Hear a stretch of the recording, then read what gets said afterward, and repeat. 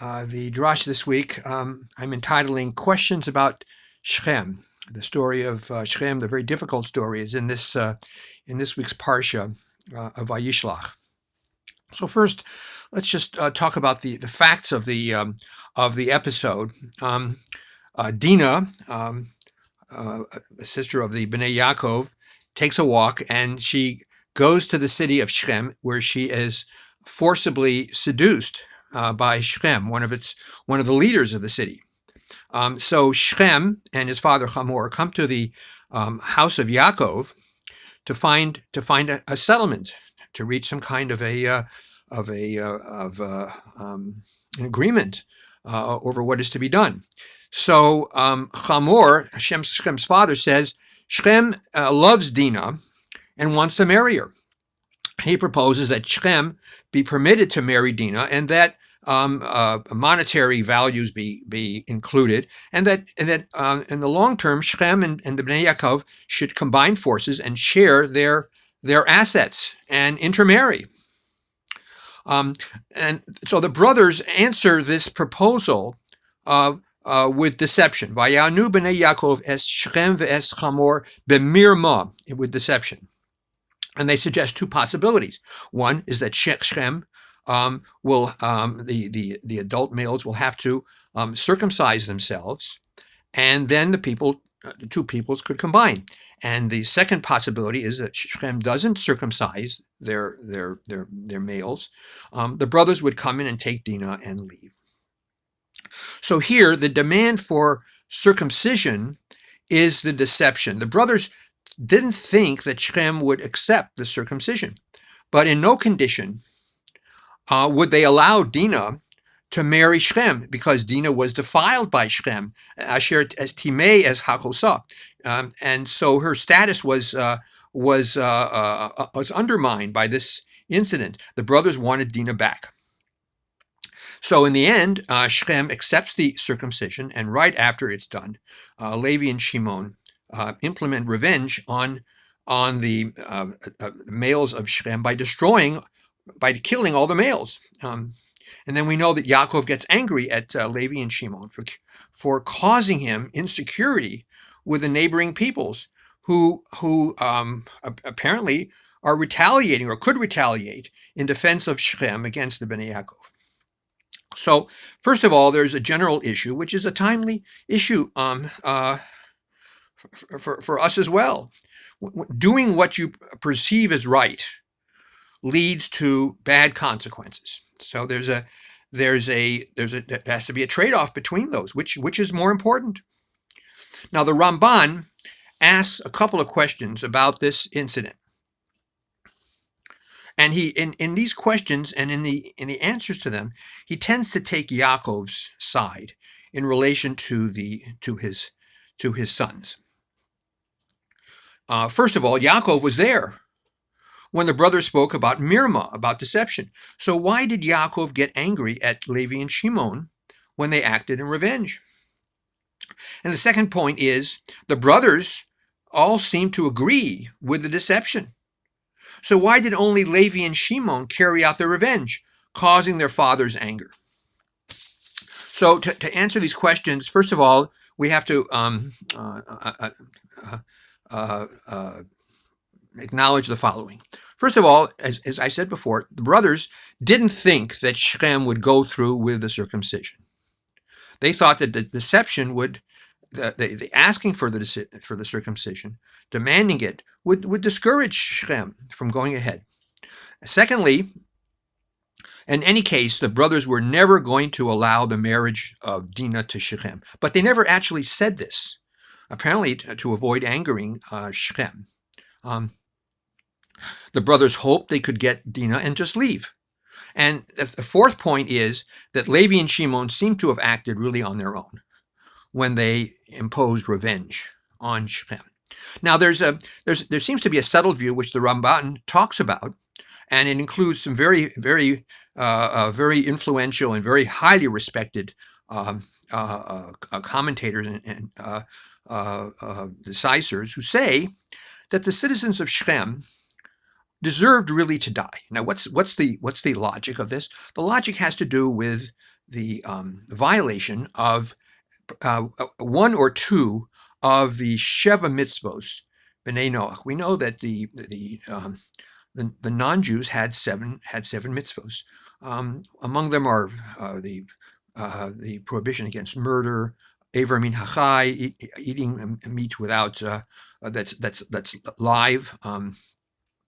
But two others have to do with establishing judges among themselves to enforce law, and then arayos, licentiousness, sexual licentiousness.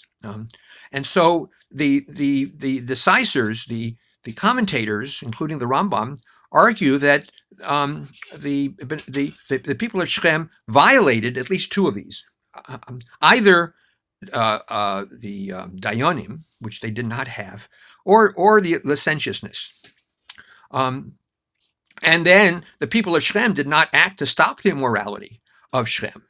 So the argument is that all the males deserve to die. And even the Ramban admits that the people of Shechem were Rishoyim. However, he makes a couple of points, again in defense of Yaakov. The first one is that although the people of Shechem deserved to die, if there was an obligation to kill them, Yaakov should have been the one to carry it out. But we know that Yaakov did not try to do this. So there must have been some persuasive reason, some logic behind what Yaakov was doing not to carry out what needed to be carried out if there was to be a judgment put on Shechem. And then he says that even if Shechem deserved punishment, it was not for the Bnei Yaakov to do it. And here it seems that the Ramban is taking Yaakov's position as a general position for all the house of Yaakov. That it was not for the Bnei Yaakov to carry it out because of the consequences that could arise for carrying it out. And the Ramban elaborates on the supports for Yaakov's view that it was not for the Bnei Yaakov to wreak punishment. First of all, the Ramban says, now this is the Ramban elaborating on what Yaakov could have believed logically. First of all, when the people of Shechem agreed to circumcise themselves, that was from Shem Shamayim, that there was some kind of connection or tie. Even if the people of Shechem were Rishoyim, nevertheless they had some kind of heavenly, some kind of spiritual values that had to be respected according to the Ramban. And secondly, perhaps says the Ramban, people of Shechem, although they were Rishoyim, they could have done teshuva. They could have atoned for their sins, and they wouldn't deserve to die, right? And then third, really only Shechem was at fault for forcibly seducing Dinah, not the whole city, right? I mean, the other people didn't harm Bnei Yaakov at all. And finally, the point that's made in the Torah, Yaakov says, "Acharta osi, you troubled me, you made me insecure." And the Ramban says that it wasn't just an academic or an abstract idea. Apparently, some of the neighboring tribes, according to the Ramban, did make trouble for Yaakov, and Yaakov had to militarize himself. He had to prepare for war. To a degree, not against all the tribes, because it says chitas ha'elohim were on them. Some kind of a fear from heaven was on them, but not on all of them. Yaakov had to wage war to an extent. So Yaakov's view, according to the Ramban, is pretty well established and developed, and the Ramban emphasizes it. Now, just a couple of points about the view from Shechem.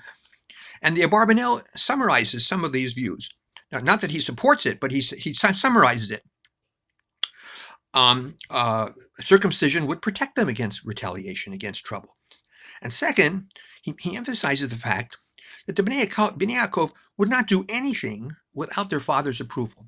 That Yaakov was a very distinguished person, and that Hamor and Shechem trusted that that if Yaakov did not support revenge, that it would not happen. Of course, they were wrong, right? And the Abarbanel actually says that the deception was even more advanced because the Bnei Yaakov, he says, which is really a chidush for me, they actually assisted in the Milah when the people of Shechem carried it out, and they actually helped in the healing of the Milah. Says the Abarbanel. I don't know of anyone else who says that. But the problem for Shechem was there was just too much trust. When they talked about integrating between the two peoples, it's a very liberal solution, and it was not the right solution. Clearly, for either peoples, probably the best solution was Yaakov's solution, namely separation. Just the opposite of what Shechem had proposed, to avoid the security problem. As far as the Bnei Yaakov was concerned, you could argue that national security would have been an issue for the Bnei Yaakov, no matter what happened, because they were even as close as they were to the two peoples.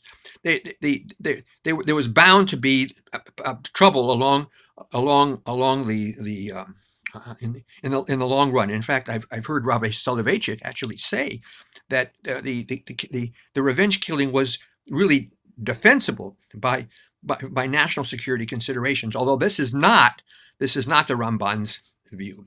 So it's very interesting in conclusion to think of how differently this incident was viewed by the Bnei Yaakov and Yaakov himself versus the view from Shechem. Shabbat Shalom.